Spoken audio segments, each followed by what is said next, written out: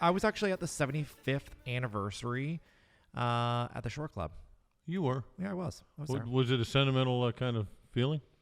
It was sentimental, and it was almost like a little bit that COVID didn't exist. Obviously, we were wearing our masks and sitting in our seat, but, it was a good time.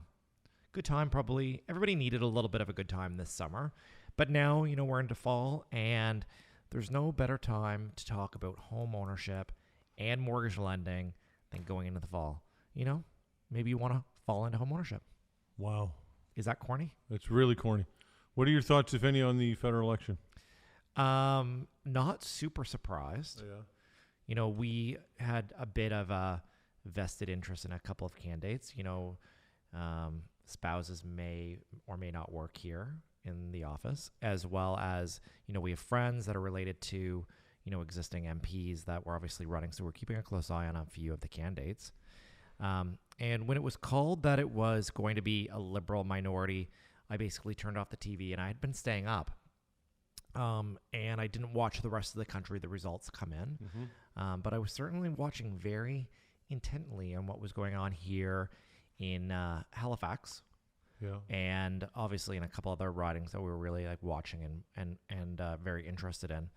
And, not super, super surprised, but I think obviously the Canadians have spoken, and, they've given the Liberals and other minority governments, so it's really giving them a mandate, mm-hmm. For the next period of time. Whether that's going to be 4 years, I don't know. There's certainly a lot of hot topics, and one of them certainly is housing, Todd. Yeah, well, I was going to say, Trudeau talked a lot about housing, right? A lot about housing, and, obviously we're here to talk about housing. And I think, I'll give us a little bit of kudos. We've been talking about housing for years, mm-hmm. live on the air and during our podcast format that we're on now. And you know what? I think we've talked about a lot of core issues. Yeah, we've talked a lot about mortgage lending, but we've talked a lot about housing as well. And, the topics of the day. So we're going to continue those conversations. I think is important to have. We need to break down some of these barriers. And I'm happy to be on the air with you. But Trudeau, he talked a big game about getting people into homes.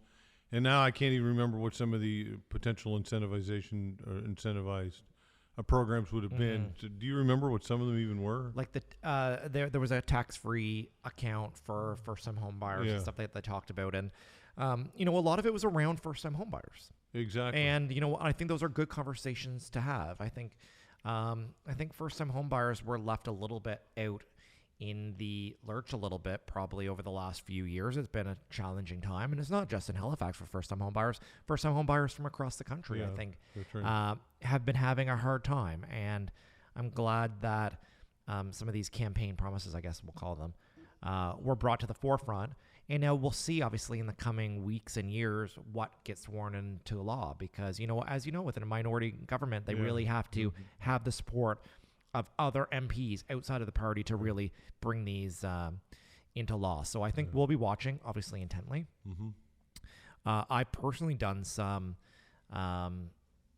lobbying, I guess, for our professional association, Mortgage Professionals Canada. I've spoken with MPs here in our region and senators, and really talked about some of these core issues around housing and mortgage finance.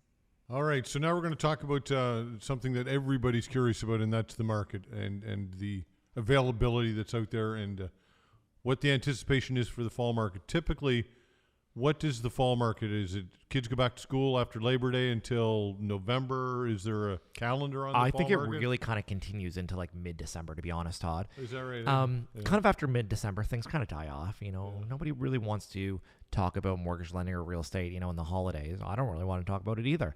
And I think you will always want to talk about real estate. Come on now. I do want to talk about it, but it also is nice having a break. And I am looking forward to having a break this year. But the fall market is one of the busiest markets of the year. And sometimes people just talk about the spring market. People are getting pre-approved, lots of activity, and then that activity kind of carries through the rest of the year. But the fall market is a very, very important market, Todd, and I'll tell you why. It's that market that basically cleans things up. If you are a seller that is trying to sell their property and you want to sell it, chances are you become more motivated in the fall because you want to sell that property before winter. Yes. The winter market typically isn't as busy because people don't want to move. They don't want to contest what, deal with snow and the rain and sleet and all these things. And fall can be very busy to kind of clean up that inventory that hasn't sold in the summer or maybe from the spring. I think this fall market will be busy as well, Todd. But my one concern is really, and I'll bring it back, is around listings. Last month I said, we're seeing some listings come back. I'm feeling positive. We're seeing more and more listings.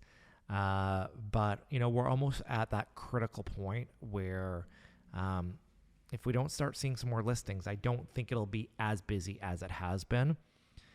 It also is concerning to me because the less supply there is, the demand keeps on building. And, I will say that probably the market is slightly overheated right now. Do I ever think the prices are going down? Not unless we have a lot of supply come in. So I don't think the prices are necessarily going to go down. But I think the situation in terms of how heated the market is, at least here in Nova Scotia, will be further exacerbated by the lack of supply. So the market, do you think it's peaked? In terms of price or transactions? Yeah, well, I guess both. Again, it's a supply and demand situation. It all depends on what happens with the supply. In terms of transactions, Todd, the fall market isn't as busy as we would normally see in the spring. So I don't know if we're going to see, an uptick in the transactions. Looking forward even to like our pipeline, November looks soft compared to last year. Mm-hmm. And I think that is a symptom of some uncertainty in the market. Yes. As well as the lack of supply in terms of new listings. Why is there uncertainty in the market? I think anytime that, COVID kicks up, and I think, the delay in phase 5 happening in Nova Scotia, we're having like a really kind of slow build, in our vaccination percentages. I think we went through COVID and had one of the hottest markets of all time. Yeah, we did during lockdowns. And I hope we never are back there again. Yeah, me too. But it contradicts what you're saying. It contradicts what I'm saying in the sense that normally things go hog wild when the kids go back into school. Yeah. We saw a little bit of that, but it's almost eerie quiet right now. Wow.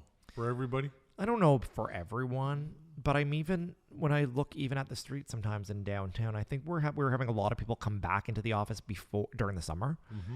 And I think we thought there was going to be like a mass back to normal in September going into phase 5. And when that was delayed, I think it kind of dampened maybe a little bit of the activity. Will it come back? I think so. I think it's going to be very steady. I'm feeling positive. I think it's going to be steady between now and December, but is it going to be as busy as it was last year? I don't think we're going to see the amount of transactions, Todd. Yeah. Because we don't have the supply. So, I think it's a wait and see. I'm not ringing the alarm by any chance or by any means, but I think it's something that we're cautiously optimistic. But I think everyone's prepared that even when we do a pre-approval and even when we get an accepted offer, Todd, honestly, we almost celebrate with the client because we're like, whoa, you got an accepted offer. It's so exciting, I think, for everyone involved in the process. And I think it's just even a milestone to be able to get an accepted offer on a property these days. Wow. And things could change, though. You could get a barrage of listings just like that. Yeah, we might. And, I think one of the issues that obviously is being talked about on the federal level as well as the provincial level is working with the municipalities to cut the red tape and how can they help sort out some of these supply issues. So we can certainly talk about that. All right, what do you want to talk about besides that? Mortgage myths? Do you want to get into mortgage myths? We definitely want to talk about the myths because it is October and Halloween.